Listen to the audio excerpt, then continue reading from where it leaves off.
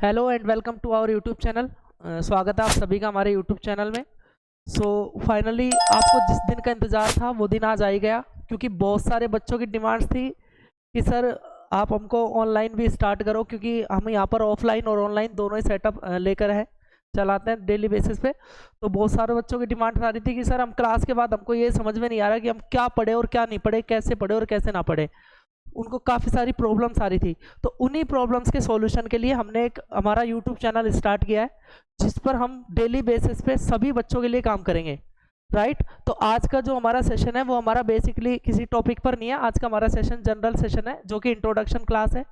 Right. तो इस introduction class में मैं आपको थोड़ा सा हमारे चैनल के बारे में और मैं अपने बारे में बता देता हूँ कि हम इस चैनल पे क्या क्या काम करेंगे, किस किस के लिए चैनल हेल्पफुल है।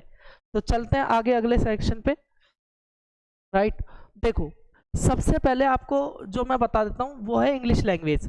हम यहाँ पर काम करेंगे इंग्लिश लैंग्वेज के लिए, इंग्लिश लैंग्वेज पे। आज मैं बात करूंगा कि इंग्लिश लैंग्वेज किस किस फील्ड में इंग्लिश लैंग्वेज काम आती है और इंग्लिश लैंग्वेज हमें आना क्यों जरूरी है, क्यों सीखना जरूरी है। राइट। तो ये देखो, कोई भी पर्सन है वो दो वजह से इंग्लिश लैंग्वेज को सीखता है। सबसे पहला रीजन उसका होता है कि वो किसी भी गवर्नमेंट एग्जाम के लिए वो सीखे, किसी भी तरह के गवर्नमेंट एग्जाम के लिए वो सीखे। दूसरा तरीका होता है कि वो किसी भी अपने नॉर्मल स्पीकिंग लैंग्वेज के लिए सीखे, कि इंग्लिश स्पीकिंग के लिए वो सीखे। राइट। तो हम दोनों के लिए ही हम यहाँ पर काम करेंगे, चाहे वो गवर्नमेंट एग्जाम के लिए सीखे, चाहे वो स्पीकिंग के लिए सीखे, है ना। तो ये अब देखो बेटा, आगे आगे के लिए क्या है, आगे कौन कौन से गवर्नमेंट एग्जाम इस पर कवर होंगे, किस किस के लिए चैनल हेल्पफुल है। सबसे पहले देखो, आप सेंट्रल लेवल के एग्जाम ले लो। सबसे पहले हम काम करेंगे सेंट्रल लेवल के एग्जाम। सेंट्रल लेवल पर जितने भी एग्जाम होते हैं, सेंट्रल लेवल पर जितने भी एग्जाम होते हैं, सबसे पहला एग्जाम मेन इंपॉर्टेंट होता है एसएससी का।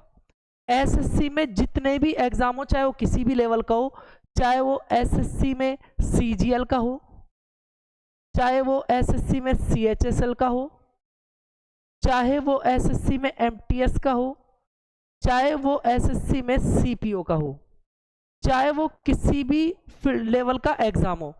दूसरा, इसी के साथ साथ हम काम करेंगे एससी के बाद बैंकिंग सेक्टर, बैंक एग्जाम, क्योंकि आपको पता है बैंक में भी आपके इंग्लिश लैंग्वेज का इंपॉर्टेंस अपने आप में एक इंपॉर्टेंस है। इसके बाद आप सेंट्रल लेवल में आ जाओ, यूपीएससी।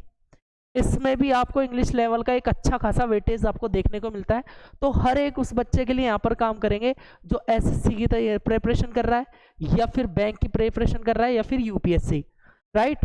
इसके बाद हम काम करेंगे स्टेट लेवल पर जितने भी एग्जाम होते हैं, state government exam, state government exam, state government exam.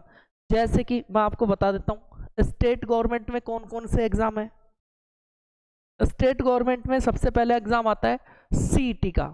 आपको पता है कि आज के टाइम जैसे कोई भी स्टेट ले लो, अधिकतर स्टेट में सीईटी एप्लीकेबल हो चुकी है, लागू हो चुकी है। अधिकतर एग्जाम के लिए आपको सबसे पहले सीईटी फाइट करना बहुत जरूरी है। सीईटी का मतलब होता है common eligibility test, common eligibility test. CET हो गया, एलडीसी हो गया स्टेट एग्जाम में, एलडीसी हो गया स्टेट एग्जाम में। उसके बाद हाई कोर्ट हो गया। अलग अलग स्टेट अपने अपने हाई कोर्ट के लिए अलग अलग वैकेंसीज लेती हैं। राइट। हाई कोर्ट हो गया। उसके बाद आपका हो गया रीट, हो गया रीट हो गया टीचिंग फील्ड में। इन सभी एग्जाम्स के अंदर आपको इंग्लिश का अच्छा खासा वेटेज अपने आप में इंपॉर्टेंस देखने को मिलता है। क्लियर है। उसके बाद हम जैसे कई बच्चे हैं जो बोलते हैं कि सर हम क्लास 10th में स्टडी कर रहे हैं, हमको ग्रामर पढ़ने में प्रॉब्लम आती है, ग्रामर के रूल सीखने में प्रॉब्लम आती है। कई बच्चे हैं 12th में, उनको सर राइटिंग में प्रॉब्लम आती है। तो हर एक उस बच्चे के लिए यहाँ पर काम करेंगे जो चाहे वो क्लास 10th में हो या क्लास 12th में हो, चाहे वो किसी भी सेंट्रल में, चाहे वो किसी भी स्टेट बोर्ड का एग्जाम दे, चाहे वो आरबीएससी का हो, चाहे वो सीबीएसई का हो, चाहे वो यूपी बोर्ड का हो, किसी भी बोर्ड का स्टेट एग्जाम दे, चाहे वो क्लास 10th का दे या फिर वो क्लास 12th का दे, या फिर वो क्लास 8 का एग्जाम हो, किसी भी क्लास का एग्जाम हो, हर एक बच्चे के लिए यहाँ पर हम इंग्लिश में काम करेंगे साथ मिलके। क्लियर है? तो ये चीज है, ठीक है। अब देखो बेटा नेक्स्ट में हम क्या है, नेक्स्ट में क्या होता है, स्पीकिंग। स्पीकिंग में मैं आपको बता दूं, कई लोग ऐसे होते हैं जो सिर्फ चाहते हैं कि सर हमको स्पीकिंग बोलना आ जाए, जनरल सेंटेंसेस हमको बोलना आ जाए, हमको स्पीकिंग में बात करना आ जाए कि कैसे सामने वाले से इंग्लिश लैंग्वेज में बात करनी है। क्यों? क्योंकि आपको पता है आज के टाइम हर सेक्टर में, आप किसी भी फील्ड में चल जाओ, आपको इंग्लिश में कम्युनिकेशन आना बहुत इंपॉर्टेंट है। तो हम इंग्लिश स्पीकिंग में भी यहाँ पर काम करेंगे जिन बच्चों को स्पीकिंग सीखनी है। क्लियर है? तो ये, तो हम डेली बेसिस पे यहाँ पर एग्जाम के जितने भी लेटेस्ट पैटर्न है, जितने भी एग्जाम आपके होते हैं, चाहे वो सेंट्रल गवर्नमेंट का हो, चाहे वो स्टेट गवर्नमेंट का हो, जितने भी एग्जाम यहाँ पर होते हैं, हम सभी एग्जाम के लिए यहाँ पर लेटेस्ट पैटर्न पर जितने भी क्वेश्चन आज के टाइम आ रहे हैं, उन लेटेस्ट क्वेश्चन को हम यहाँ पे साथ मिलकर काम करेंगे। क्लियर है? तो ये, तो बस अब क्या है, अब आपको क्या करना है, अब आपको इस चैनल को, आज इसका इंट्रोडक्शन क्लास था, आपको इस चैनल को ज़्यादा से ज़्यादा लोगों तक शेयर करना है, ज़्यादा से ज़्यादा लोगों तक पहुँचाना है, ताकि और बच्चों की भी आपकी तरह हेल्प हो सके।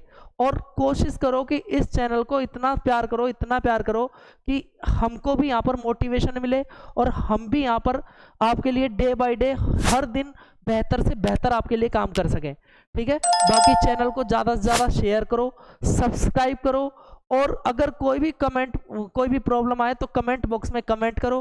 ठीक है? बाकी मेरी तरफ से बेस्ट ऑफ लक, मिलते हैं नेक्स्ट सेशन में। ओके।